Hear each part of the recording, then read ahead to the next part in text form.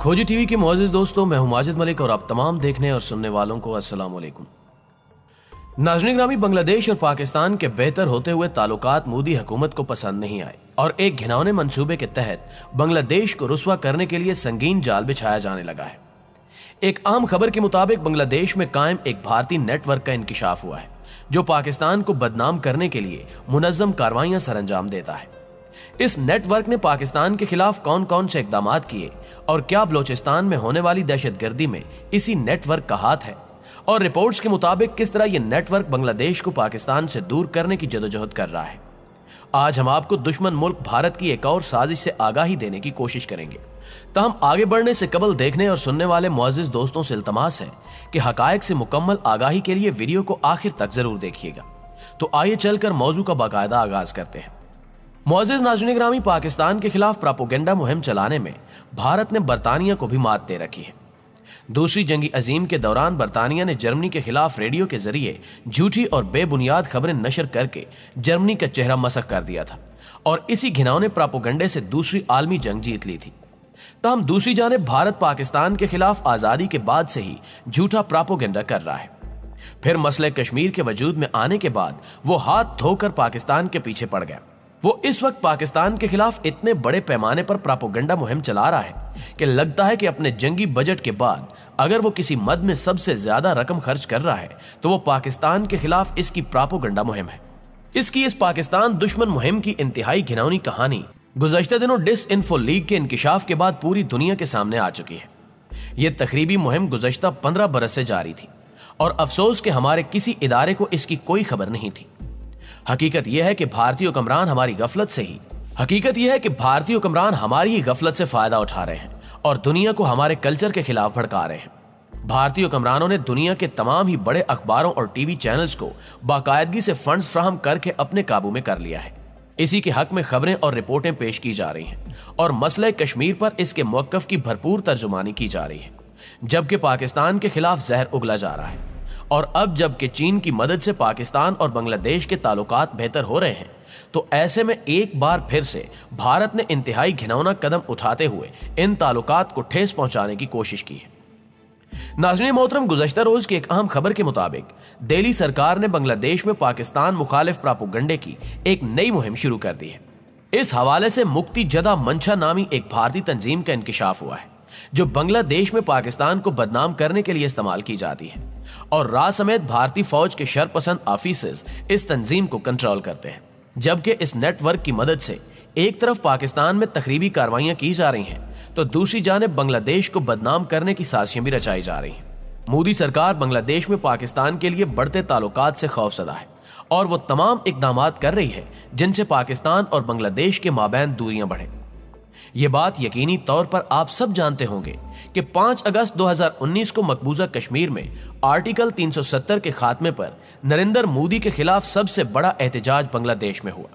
यानी पाकिस्तान मुखालिफ इस प्रोपेगेंडे का महवर व मरकज कश्मीर है। इस मुहिम का मकसद कश्मीर पर अपने नाजायज कब्जे को कायम रखना और इस मसले की गलत तावील पेश करके दुनिया की आंखों में धूल झोंकना है। हकीकत यह है कि भारतीय हुक्मरानों ने अपनी हवसे मुल्क गिरी के जज्बे के तहत कश्मीर को हथियार जरूर लिया है, मगर अब यह नाजायज कब्जा इनके लिए इंतहाई महंगा साबित हो रहा है। इसकी हिफाजत के लिए फौजी इखराजात इंतहा को पहुंच चुके हैं। फिर कश्मीरी हुर्रियत पसंदों से निमटना मुश्किल से मुश्किल तर होता जा रहा है। नाज़रीन ग्रामी, दर हकीकत कश्मीरियों को हक़ खुद इख्तियारी से महरूम रखकर भारत सलामती कौंसिल की करारदादों की मुसलसल खिलाफ वर्जी कर रहा है, जिससे पूरी दुनिया में इसका इमेज खराब हो रहा है। मोदी सरकार सलामती कौंसिल की करारदादों पर अमल करने से इसलिए खौफजदा है क्योंकि कश्मीरी एक मिनट भी भारत के साथ नहीं रहना चाहते। वो पाकिस्तान को अपना वतन तस्लीम कर चुके हैं। वो भारतीय तसल्लुत से आज़ादी के लिए गुज़श्ता 70 बरस से अपनी जानों का नजराना पेश कर रहे हैं। कोई ऐसा दिन नहीं जाता जब कश्मीरी मुजाहिदीन और भारतीय काबिज फौजियों के दरमियान खूनी झड़पें न होती हों। कश्मीरियों के हौसले बुलंद हैं और वो भारत के 7 लाख फौजियों से नबुर्द आजमा है। कांग्रेस के दौर में भी यहां जुल्म सितम का बाजार गर्म था। हजारों बेगुनाह कश्मीरियों को झूठे इनकाउंटर्स में शहीद कर दिया गया और हजारों मुजाहिदीन टार्चर सेलों में इंतहाई बर्बरियत से शहीद कर दिए गए। कांग्रेसी हुकूमत भी कश्मीर से भारतीय कब्जा खत्म करने के हक में नहीं थी, मगर वो मसले कश्मीर पर पाकिस्तान से गाहे बगाहे मुज़ाकरात करती रहती थी। ताहम जब से मोदी ने दिल्ली पर कब्जा किया है, इसने इस मसले पर पाकिस्तान से मुज़ाकरात के दरवाजे बंद कर दिए और कश्मीर पर भारतीय गिरफ्त को मजीद मजबूत बनाने के लिए अक़वाम मुत्तहिदा की करारदादों को पैरों तले रौंदते हुए पूरे कश्मीर को अपना आईनी हिस्सा बनाने की नाकाम कोशिश की है। अफसोस कि अक़वाम मुत्तहिदा भी भारत के इस भयानक जुर्म पर खामोश है, शायद इसलिए कि इस इदारे के वीटो पावर रखने वाले ताकतवर मुल्क भारत का दम भर रहे हैं, जबकि चीन ने अपनी आलमी जिम्मेदारी को निभाते हुए कश्मीरियों से इजहार यकजहती किया है और इनके हक के खुद इख्तियारी के मसले को गुज़श्ता 3 बार सलामती कौंसिल में इसके तमाम मुस्तकिल और गैर मुस्तकिल मेंबरान के सामने रखा है और इन्हें हल करने पर जोर दिया है। अफसोस कि भारत का साथ देने वाले ताकतवर ममालिक इंसानी हकूक के सिलसिले में बात तो जरूर करते हैं, मगर वो मुसलमानों से इस कदर नफरत करते हैं कि मुसलमानों के फ़लस्तीन और कश्मीरी क्या किसी भी मसले को हल करने के हक में नहीं है।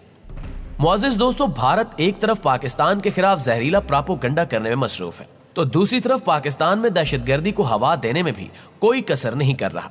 वो बलोचिस्तान में दहशतगर्दी का नेटवर्क कायम कर चुका है जिसका मकसद पाकिस्तान में अदम इस्तेहकाम पैदा करना, मजहबी तासुब को हवा देना, साथ ही चीन की मदद से जारी सी पैक मंसूबे को सबोताज करना है।